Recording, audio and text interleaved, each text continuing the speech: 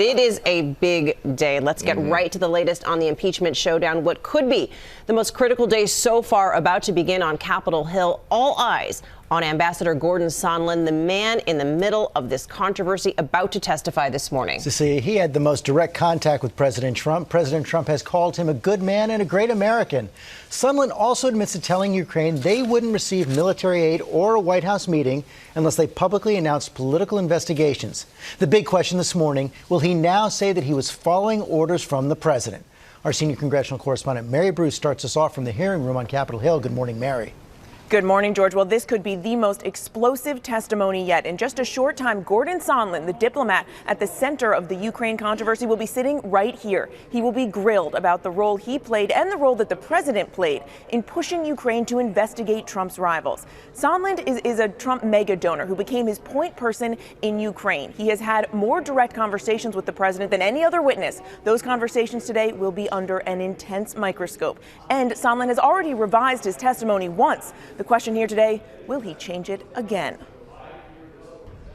This morning, the most anticipated witness yet, Gordon Sondland, the Trump mega-donor turned U.S. ambassador to the EU, who became the middleman between President Trump and the Ukrainians. Ambassador Sondland was in discussion with Ukrainian counterparts, with fellow diplomatic personnel, and the president, as well as at least one U.S. senator, about the course of events that we are investigating.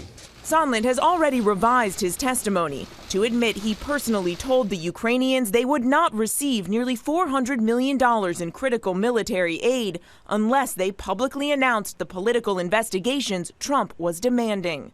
The big question today, was he acting on direct orders from the president? Trump has tried to distance himself. Let me just tell you, I hardly know the gentleman.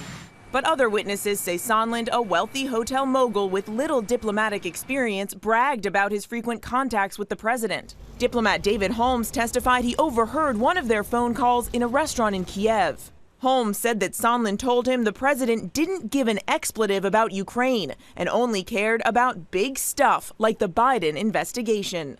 Mr. Sondland has to decide whether his primary loyalty is to America or whether his primary loyalty is to the President of the United States. It comes after a whirlwind day of hearings. Kurt Volker, U.S. envoy to Ukraine and a key witness requested by the Republicans, claimed he didn't realize the investigations Trump was demanding were into the Bidens, but admitted he should have. In retrospect, I should have seen that connection differently, and had I done so, I would have raised my own objections. And for the first time, the public heard from first-hand witnesses who were on the call that sparked this impeachment inquiry. Frankly, I couldn't believe what I was hearing. Lieutenant Colonel Alexander Vindman, a decorated war veteran and top Ukraine expert on the National Security Council, called Trump's actions improper and a partisan play and reported it to his superior. But Republicans questioned Vindman's loyalty. Mr. Vindman, you testified in your deposition that you did not know the whistleblower. Ranking member, it's Lieutenant Colonel Vindman, please. Lieutenant Colonel Vindman, you testified in the deposition that you did not know who the whistleblower was or is. I do not know who the whistleblower is. At the White House, the president attacking Vindman in real time. I don't know him. I don't know, as he says, Lieutenant Colonel, I understand somebody had the misfortune of calling him Mr., and he corrected them. I never saw the man. I understand now he wears his uniform when he goes in. After 9 hours of testimony, the Democratic chairman, Adam Schiff, concluding with this stark message for Republicans. Their objection is that someone blew the whistle. That's their objection, not that the president engaged in this conduct, but that he got caught. Now, Sondland's testimony is just the first one that we will hear today. After him, 2 more officials will testify here. They are plowing through these hearings, George, at a really head-spinning pace. That's right, Mary. But it is all about Ambassador Sondland today. He's a Democratic witness. But I was struck by this quote from one of the president's closest allies on Capitol Hill, Congressman Mark Meadows of North Carolina. He says the impeachment effort comes down to one guy, Ambassador Sondland. All the other testimony has a Sondland core to it and a Sondland connection. Yeah, and George, Republicans that we've talked with are expressing some concern that Sondland could go further today than he has in the past. Their fear is that Sondland is a wild card and that he could essentially flip on the president. Okay, Mary Bruce, thanks very much. Let's talk more about this now with our chief legal analyst, Dan Abrams. And Dan, one of the reasons this is a concern, as Mary talked about in her piece, is that so many other witnesses have contradicted things that Ambassador Sondland said in his depositions. Right, and they're all talking about, I talked to Sondland, Sondland told me, Sondland was basically expressing the view of the president. And that's why he's so important. He's sort of the Michael Cohen of Ukraine, the kind of enforcer on behalf of the president.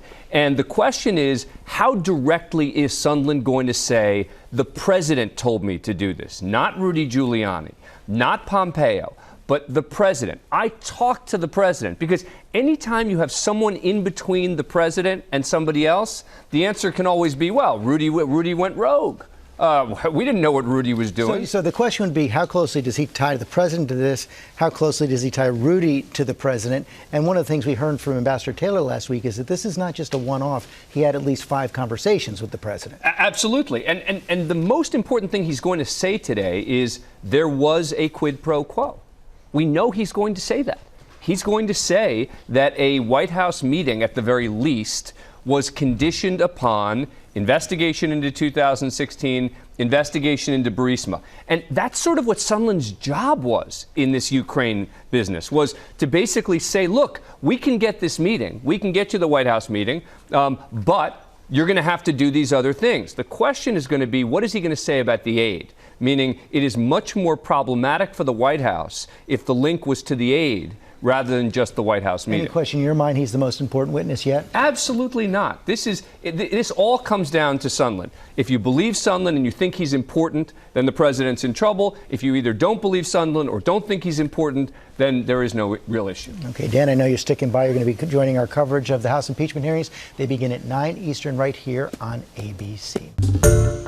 Hi, everyone. George Stephanopoulos here. Thanks for checking out the ABC News YouTube channel. If you'd like to get more videos, show highlights, and watch live event coverage, click on the right over here to subscribe to our channel. And don't forget to download the ABC News app for breaking news alerts. Thanks for watching.